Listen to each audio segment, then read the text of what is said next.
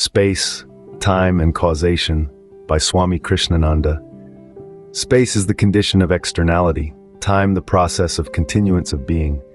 We know the world as contained in space, as existing in time.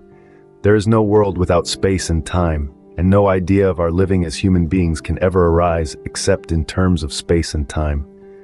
The two are fundamental for all experience, and life is unimaginable without the concepts of extension and period.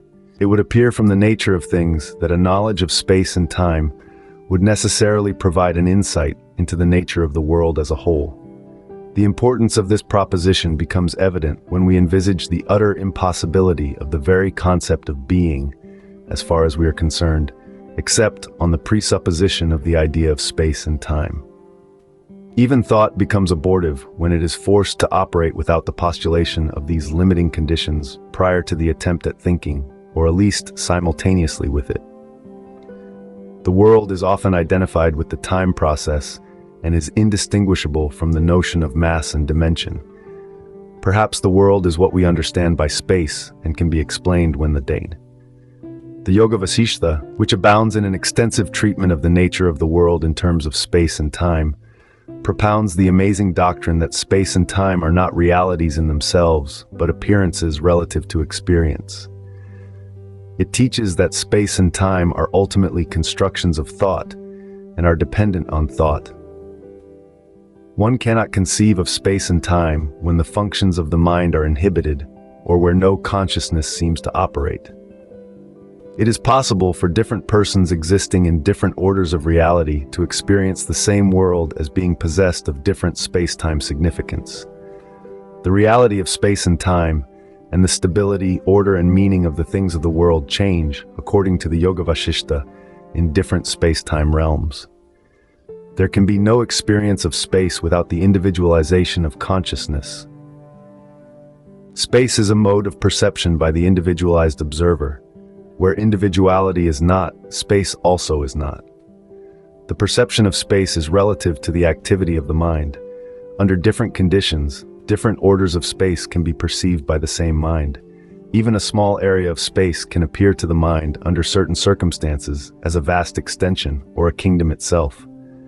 The mind in the state of dream, for example, experiences a universe with its own space and time. The dream world has all the characters and structural qualities of the waking world, and yet the two realms are different from each other.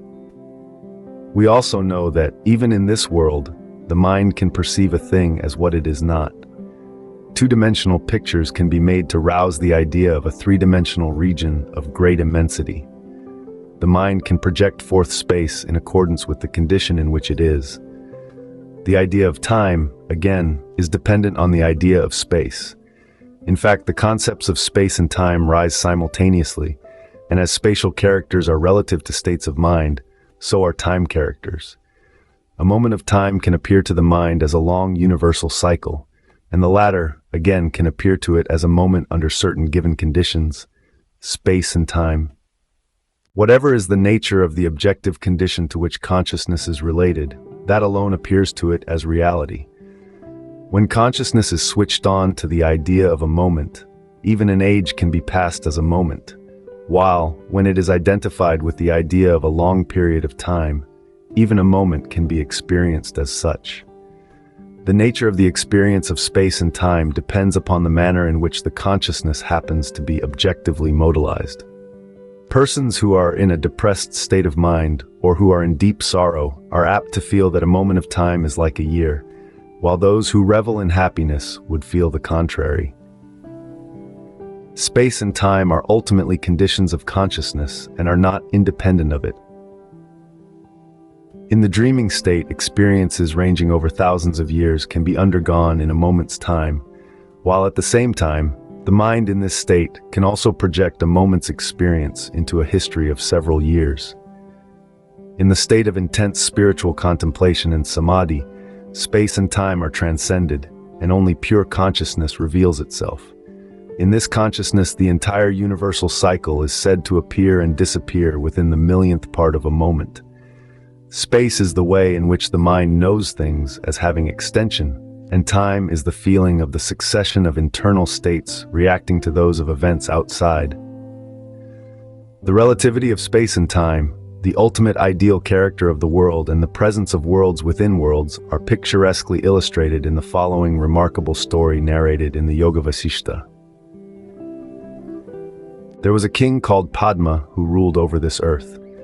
He had a queen, by name Leela. Due to her intense devotion to her lord, Leela wished that her husband should be exempted from death. With this in view, she once invited the wise men of the city and questioned them as regards the possibility of freeing her husband from mortality. The wise men's reply was that no one in the world can ever be free from the clutches of death, for all that is born is bound to die. Disappointed at this, Leela began to propitiate the goddess Sarasvati. The goddess, being pleased, asked Leela what she wanted from her as a boon. Leela said in reply that, if her husband was to quit his body before her own demise, his soul might remain within her own room even after its departure, and not go outside anywhere. The goddess granted the boon, and adding that she would be present before Leela any time she thought of her, disappeared from sight. In course of time, the death of Padma occurred, and Leela was sunk in sorrow. A voice from an invisible source proclaimed to Leela that there was no need to grieve over her husband's death, that his soul was inside her own room, and that his body should be preserved well until the time when his soul would vivify it again. Leela felt happy, meditated on the goddess Sarasvati, and instantly Sarasvati appeared before her. Leela questioned the goddess as to where her husband was living at that time. The goddess answered that the soul of Padma was within the room, but in a different world of space and time, which was subtler than this present world in which Leela was living. The goddess explained to Leela the way in which worlds exist within worlds, interpenetrating but without affecting one another. The one is absent to the other, though the one may exist within the other. But one who wishes to have a knowledge of the other worlds may, by extraordinary powers, obtain it. Hearing this, Leela cherished a desire to see personally the world in which her husband was living after his death. The goddess provided Leela with the necessary psychic equipment with which to enter the subtler realm and perceive the objects and events there as its denizen. The goddess Sarasvati and Leela, by supernatural powers, entered the world of Padma, which he had gained as a result of his previous karmas. Sarasvati and Leela, when they entered the new world, found that the king was 16 years old and was ruling over a vast kingdom of his own, though Padma had died only a few hours before their arrival in this new kingdom. Leela was wonderstruck to have this marvelous experience, for she could not understand how one could be 16 years old within the period of a few hours, and how a vast kingdom could exist within the limited space in a room. Sarasvati tried to dispel the doubts of Leela by explaining to her that worlds can exist even in an atom, that space and time are not limited to any single order of perception, that there are different spaces and times, and that there are different worlds of different kinds, each governed by the special laws of its own space and time.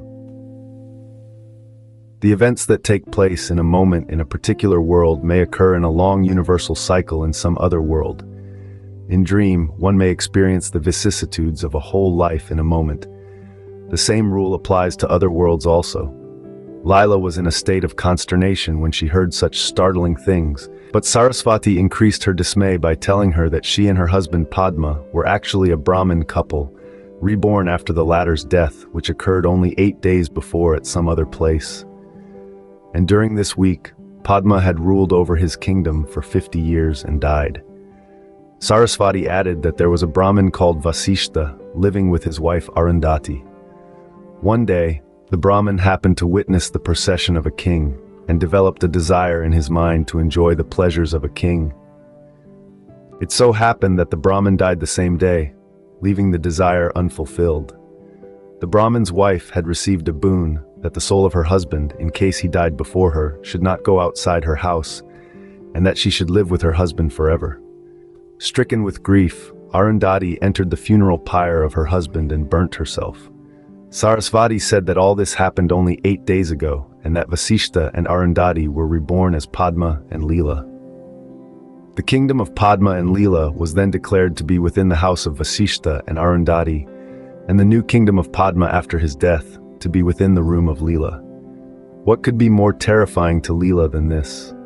Sarasvati, in order to verify the facts in the presence of Leela, took her to the realm in which Vasishta and Arundhati lived, where they say the sons of the Brahmin couple wailing over the deaths of their parents. Leela actually saw the house of the Brahmin family and was informed by those then present that the death of the pious couple took place only a week ago. Leela developed immediately a desire to know all her previous births, and by the grace of Sarasvati, she obtained this knowledge of her entire past history, beginning from creation itself. Sarasvati and Leela then returned to the kingdom of Viduratha, which was the name of Padma as king after his rebirth. To the surprise of Leela, Viduratha was found to be 70 years old then. He had married a queen, by name Leela. Due to his intense desire to live with his consort, Padma, in his present birth too, obtained a queen of the same name, with the same qualities. Sarasvati and Leela called Viduratha in private and reminded him of his previous life as Padma. The king, due to his knowledge of his past birth, wished to become Padma again, and his present queen, who may be called Leela Sekth, also wished to follow Viduratha in his future life as well, and asked for a boon to that effect from Sarasvati. After a time, the kingdom of Viduratha was invaded by enemies, and there was a fierce battle fought between the contending armies. In the battle, Viduratha was killed, and his soul, which had not gone out of the room of Leela once, entered the corpse of Padma, and there Padma rose up again as the ruler of his previous kingdom. He began to have the consciousness of the new realm, and found also the two Leelas standing before him as his queens, whom he had obtained as a result of the intensity of his desires. Padma then lived happily as a king with the two Leelas as his queens. The life of Viduratha, extending over 70 years, was lived in a single day after the death of Padma. This story is intended to illustrate the fact that spaces and times are many and are related to their experiencer. All our experiences are the results of our previous desire impressions. One's birth, death, and the environment in which one lives are all the direct consequences of the patterns of one's desires. There is no such thing as a static and unconditioned world which can be valid for all people and for all times. The reactions to one's previous actions, mental, verbal, or physical, materialize themselves as conditions of objective experience for the agent of those actions. Each one's world is made up of his own desires, though the material of that world may be drawn from any objective realm which may be equally real to many others who, too, happen to be born in that world due to the similarity of conditions which they are expected to experience. The philosopher Kant thought that space and time are empirically real and transcendentally ideal. The ideas of space and time are, according to him, required to give form and order to the manifold of sensations which are not presented in an ordered form. Space and time are perceptual categories. They are the necessary conditions of all perception. Space is said to represent and determine the form of external perception, while time represents and determines the perception of internal states. They are empirically real, for they constitute not mere forms of perception, but actual perceptions themselves. They are the sense data which, with the structure of the understanding, make all definite human knowledge possible. They are transcendentally ideal, for they are ultimately a priori forms of perception, and are contributed somehow by the nature of the sensibility and the understanding. The view of Kant seems to be that space and time have a meaning only from the point of view of individuals, though they are universal in the sense that they are valid also for other minds. If you like this content, please hit like, share, and subscribe. Thank you.